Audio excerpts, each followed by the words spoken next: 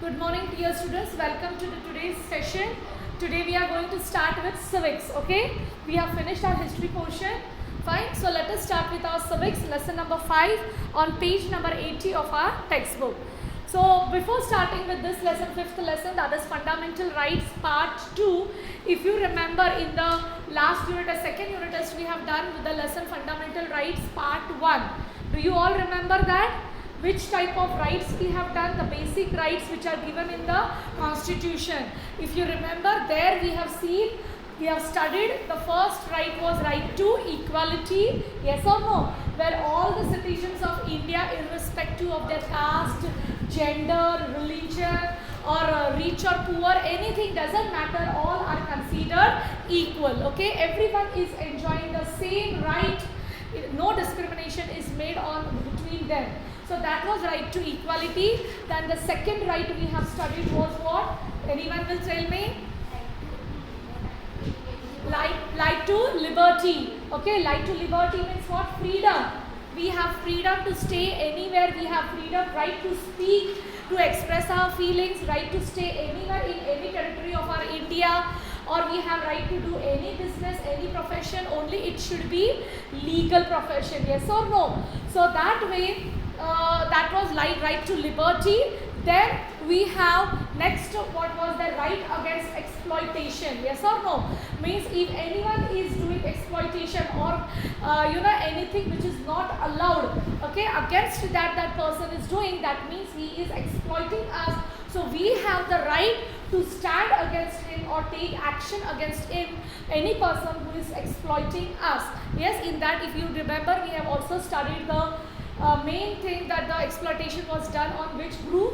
On especially children, yes or no? Children, they are made to work in the hazardous places, and even exploitation is done in the women's field, yes or no? So that was that we have studied in the previous chapter, fundamental rights part 1. So 3 rights we have done, and now apart from there was some extra right called as right to education.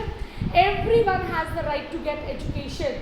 Nobody can stop anyone to take the education. Okay, that was there. Now let us study in this lesson now what are the further rights we are going to see.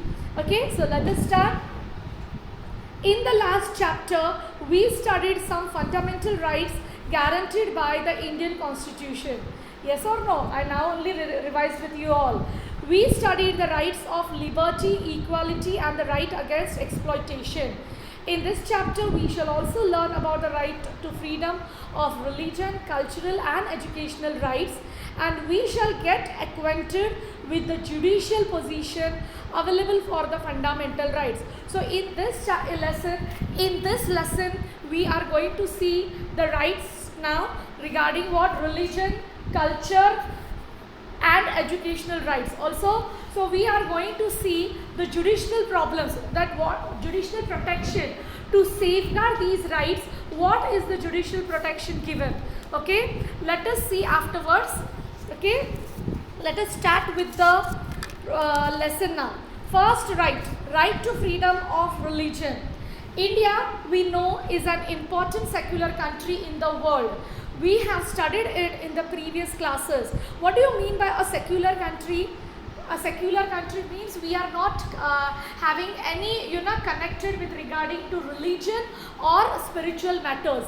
Means we are not discriminating anyone regarding its religion or its any culture. Okay, we are considering everyone as one. So that's why India is considered to be a secular country. We have also studied this in the previous classes, but you must be curious to know what the Indian Constitution says about it, isn't it? It is included in our right to freedom of religion. That means our fundamental rights, or it has been given in the Constitution that we have freedom to religion. Okay, what do you exactly mean by freedom to religion? Means according to it, each Indian citizen is free to practice any religion and to establish institutions for religious reasons. Means nobody can stop me. Suppose I am Jain. Okay, nobody can stop me from celebrating Christmas. Nobody can stop me from celebrating Eid or any Ganesh Utsav or anything by saying that you are of a Jain religion and how you are practicing other religion. So we have that freedom to practice any religion. religion. Okay, so that is the freedom, that is right to religion.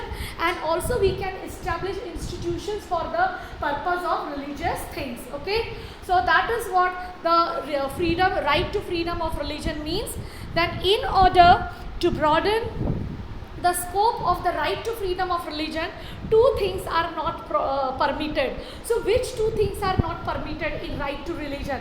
Let us learn that state cannot impose religious taxes that might be used to encourage a particular reason. That is, our constitution forbids religious taxes. That means we cannot impose in the name of religion. We cannot, impose or levy taxes on anyone by saying that no, I am from this religion, I have the right to pay, impose tax on you. You have to pay under this religion this much money. Nobody can impose any type of taxes by taking the name of the religion. Okay, so that is strictly not permitted. That is, our constitution forbids religious taxes. Forbids means what? Not allows, strictly prohibits. Okay. Second thing which is not permitted is religious education cannot be made compulsory in educational institutions that receive aid from the state.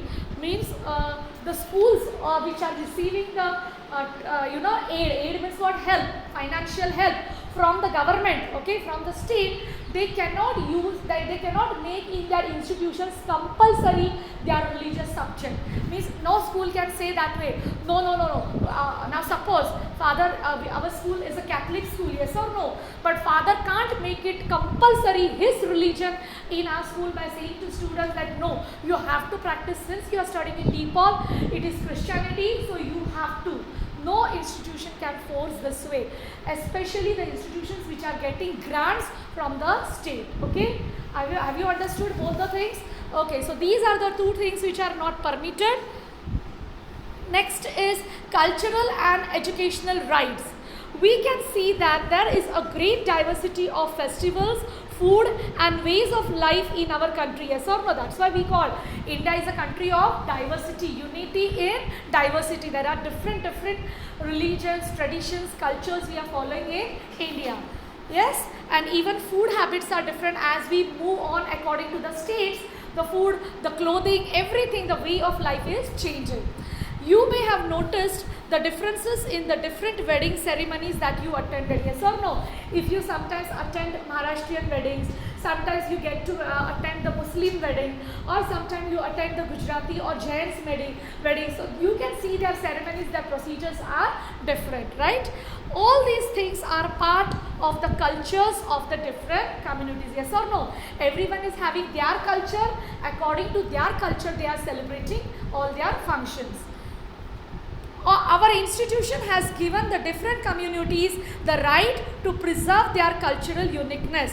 So what our institution, the institution has given the right, and with that right we can safeguard our religion, we can protect our religion, we can nurture, we can develop our religion. Yes or no? Nobody can stop me from doing anything of my religious thing.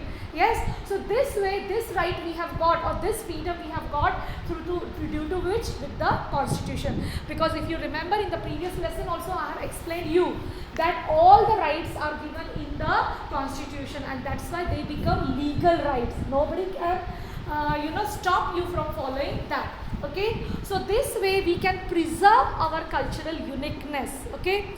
According to this right, people are not only free to preserve their own language, script and literature, but also make efforts towards their promotion. So, by using this right to religion, we are not just protecting our religion, but we can even bring the promotion. Promotion means what? We can bring whatever is our culture, we can flourish that culture, develop that culture, tradition. If we feel somewhere orthodox traditions, now there is no need to follow, because olden time was different and now modern era is there. So we can bring about changes and practice and anyhow bring the promotion or development in our culture, tradition and religion. Okay, and literature, script, any specific language, like Muslim people are having their script Urdu, yes or no? Gujarati people are having their script. So this way you can practice your script, your literature. Nobody will stop you from doing anything. Okay, they can establish institutions for the development of their language. Even they can have their personal, like suppose I am Jain, so I am having, we people are having in Yeola our pathshalas, okay, schools are there which is just for the Jain community people. So the students are sent, every Sunday we are having those pathshalas. The students of Jain religion are going to that pathshala, like as we are coming every day to school, and then we are getting the teachings of our Jain religion through that pathshala. So nobody can stop that you are staying in Yeola and Yeola is in Maharashtra state and how you are running the Jain pathshala, okay? Nobody can. You can have your own institution relating to your religion, okay?